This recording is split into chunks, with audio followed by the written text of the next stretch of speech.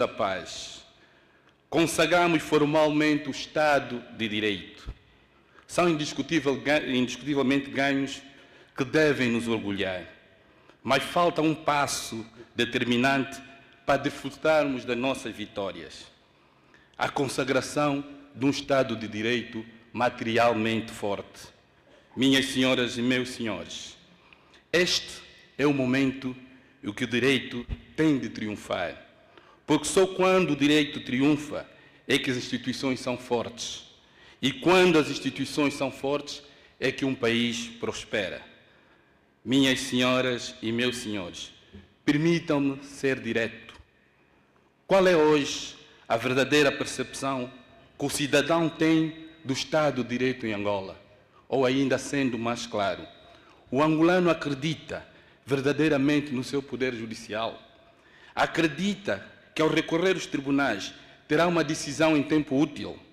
Acredita que será julgado com imparcialidade e que a lei é igual para todos? Estas questões não carecem de resposta formal, pois cada um de nós, no mais íntimo da nossa consciência, conhece a resposta real.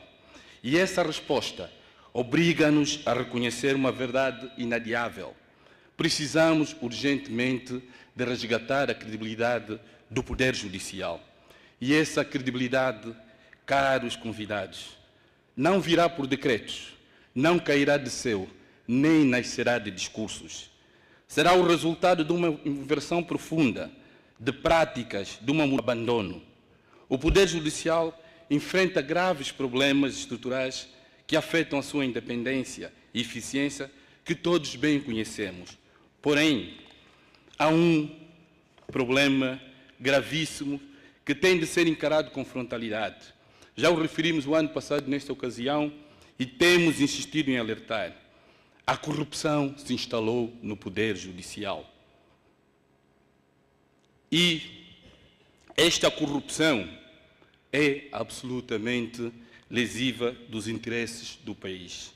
Se a corrupção no país prejudica imenso, a corrupção no Poder Judicial destrói qualquer possibilidade de erguermos o país que precisamos e merecemos. Porque quando a justiça se corrompe, já não há esperança. A esperança é destruída. Infelizmente, temos várias notícias de corrupção na justiça, com grande incidência nos juízes de garantia, nos processos que envolvem terrenos, nos processos criminais, entre outros, onde alguns juízes, advogados, magistrados, oficiais de justiça, mancomunados, conseguem encomendar sentenças, comprar decisões, arquivar processo, entre outras justiças. Minhas senhoras e meus senhores, permitam-me dizer que este problema da corrupção no Poder Judicial tem de ser resolvido por nós, os operadores da justiça. Temos que ter coragem para acolher as denúncias, para investigar e para decidir. O argumento de que existe corrupção no Poder Judicial por falta de condições aos operadores da justiça, apesar de sedutor, é falso. Pois quem é íntegro não se corrompe independentemente das dificuldades que enfrentamos. Na verdade, aqueles que trilham por este caminho já eram corruptos. Apenas hoje aproveitam a ocasião de serem operadores da justiça para fabricarem injustiças, destruírem milhares de vidas por causa do dinheiro. Caros colegas, juntos temos de vencer os corruptos camuflados em togas. Por isso afirmamos, a ordem não ficará nos discursos. Estamos a implementar o canal de denúncia Justiça Limpa, em articulação com a Procuradoria-Geral da República, um mecanismo permanente de denúncias, com grande proteção dos denunciantes, para que factos concretos sejam investigados criminalmente.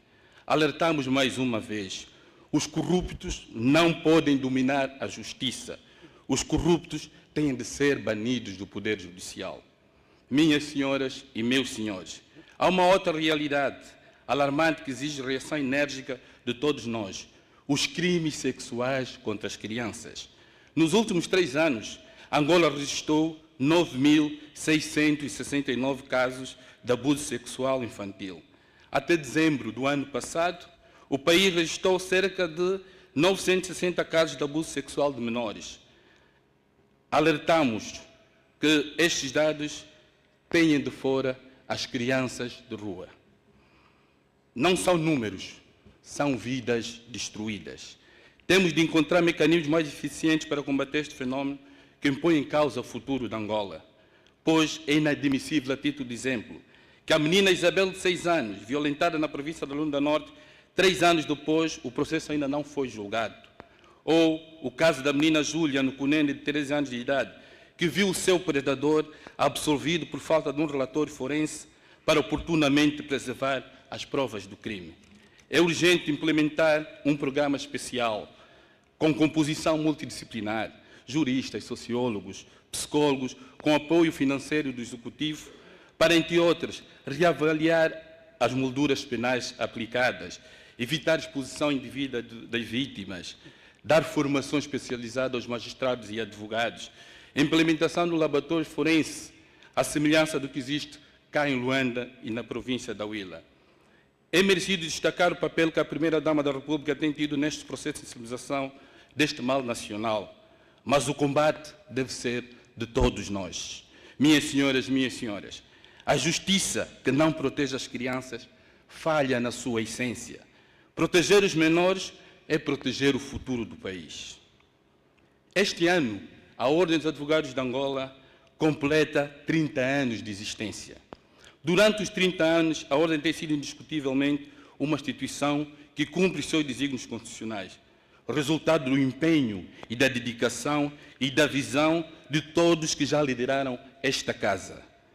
O legislador constituinte foi claro e assertivo, colocou a ordem no centro da justiça, atribuindo-lhe uma relevância extraordinária para a construção do Estado de Direito. Esta responsabilidade constitucional não é simbólica, não é decorativa, é real, concreta e diária. E tem de ser acompanhada necessariamente de um tratamento digno, compatível com o papel que a Constituição lhe confiou. Somos hoje mais de 14 mil advogados em todo o território nacional. Realço entre advogados e advogados estagiários. Uma força institucional que não pode ser ignorada, submetida ou tratada como acessória.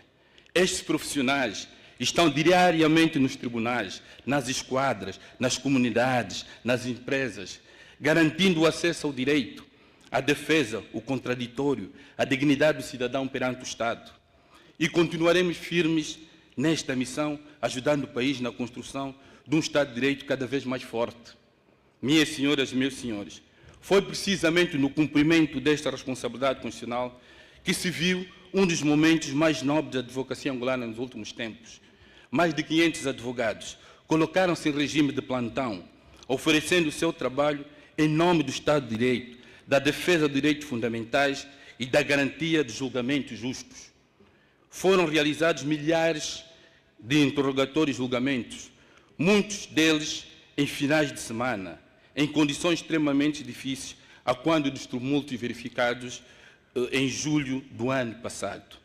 Sem qualquer remuneração, muitos, inclusive, sem sequer um copo de água. Os advogados estiveram lá. E foi precisamente por causa desta presença da Ordem dos Advogados que ninguém pôde dizer que aqueles julgamentos foram injustos ou arbitrários. Igualmente, no cumprimento da sua missão constitucional, a Ordem também deve contribuir para a construção de um quadro legislativo mais justo, equilibrado e democrático. Foi nesse espírito que tentamos organizar o diálogo sobre o pacote legislativo eleitoral, para recolher contributos da sociedade civil sobre uma legislação eleitoral mais equilibrada, para depois emitirmos o nosso parecer ao Parlamento. Infelizmente, foi travado por uma providência cautelar, decidida em tempo recorde, 24 horas, uma velocidade processual raramente vista em Angola, se não mesmo nunca vista em Angola. Mas a intenção da Ordem, minhas senhoras e meus senhores, foi clara: ajudar o Estado de Direito e não o confrontar. Da mesma forma, no cumprimento das suas responsabilidades, que a Ordem despelotou o mecanismo de fiscalização preventiva da Lei do Vandalismo, do regime da suspensão do NIF, bem como emitiu um parecer recente sobre a legislação da fake news e dos cibersegurança. Minhas senhoras e meus senhores, isto não é fazer política partidária.